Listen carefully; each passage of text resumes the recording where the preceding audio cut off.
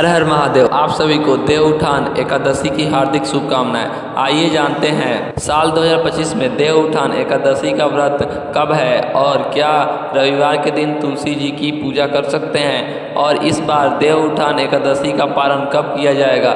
इस बार एकादशी के दिन भद्रा भी लग रही है और पंचक भी रहेगा, तो भद्रा और पंचक का समय कब से कब तक रहेगा।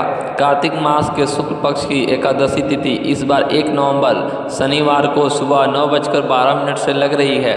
इससे पहले तक 10वीं तिथि रहेगी और एकादशी तिथि समाप्त हो रही है 2 नवंबर रविवार को सुबह 7:31 पर। इस बार एकादशी तिथि 2 दिन रहने के कारण एकादशी का व्रत भी 2 दिन रखा जा रहा है, जिसमें 1 नवंबर शनिवार को 10वीं तिथि युक्त एकादशी रहेगी। इसी दिन भी आप उपवास रख सकते हैं, लेकिन 10वीं तिथि मिली हुई एकादशी को ज़्यादा शुद्ध नहीं माना जाता है, और इसलिए सभी लोगों को जो मोक्ष प्राप्ति की कामना या अपने पापों से मुक्ति की इच्छा रखते हो, उन्हें दूजी एकादशी यानी जिस दिन एकादशी और द्वादशी दोनों तिथियों का संयोग हो रहा है उस तिथि में उपवास रखना चाहिए।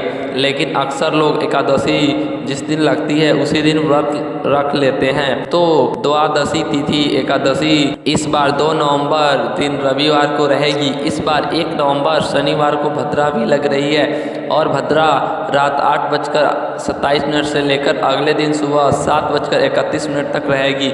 और इस बार भद्रा का वास मृत्यु लोक में रहेगा और यह भद्रा समस्त शुभ कार्यों के लिए अशुभ रहेगी। तो भद्रा काल के समय आप कोई भी नया शुभ काम ना करें। विवाह, मुंडन, जनेऊ आदि कोई भी ऐसे काम इस समय नहीं किए जाते हैं। इस दिन ब्रह्म मुहूर्त सुबह 5 बजे से 5:48 तक रहेगा। सूर्य उदय सुबह 6:36 पर और सूर्यास्त 5:44 पर होगा। राहु काल सुबह 9 बजे से लेकर 10:30 तक रहेगा।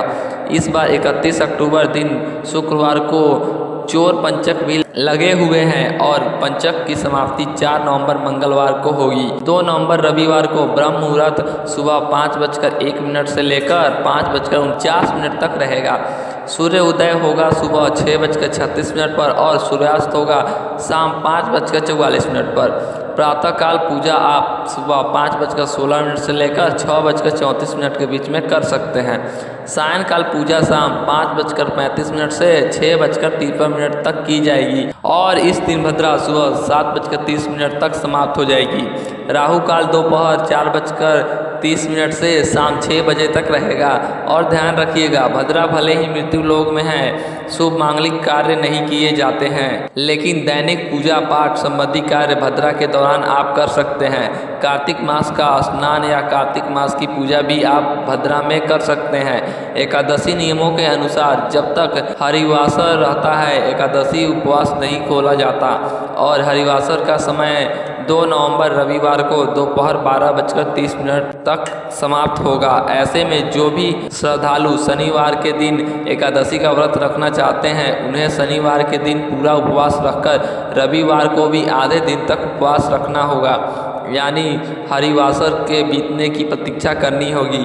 और ऐसे में 2 नवंबर रविवार को फिर दोपहर 1:11 से लेकर 3:23 के बीच में व्रत खोला जाएगा।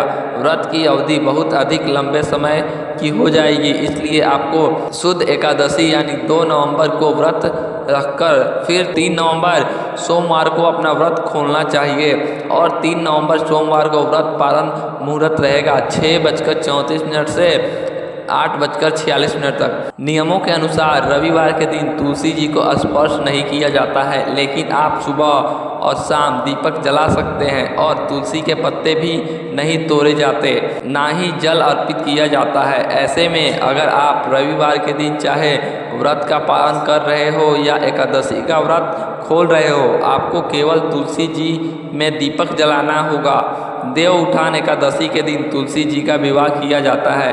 ऐसे में इस बार अगर आप चाहे तो रविवार के दिन तुलसी जी का विवाह करा सकते हैं, नहीं तो शनिवार के दिन आप तुलसी जी का विवाह कराकर फिर रविवार के दिन एकादशी का व्रत रख सकते हैं। क्योंकि सुबह से लोग इस बात से सहमत नहीं होते कि रविवार के दिन तुलसी जी का विवाह किया जाए, या जल अर्पित किया जाए, क्योंकि सभी लोगों की अपनी अपनी श्रद्धाएँ, अपनी अपनी मान्यताएँ हैं। ऐसे में आप सोमवार को भी तुलसी जी का विवाह करा सकते हैं। और वहीं देवउठान एकादशी से लेकर कार्तिक पूर्णिमा तक तुलसी जी का विवाह किया जाता है।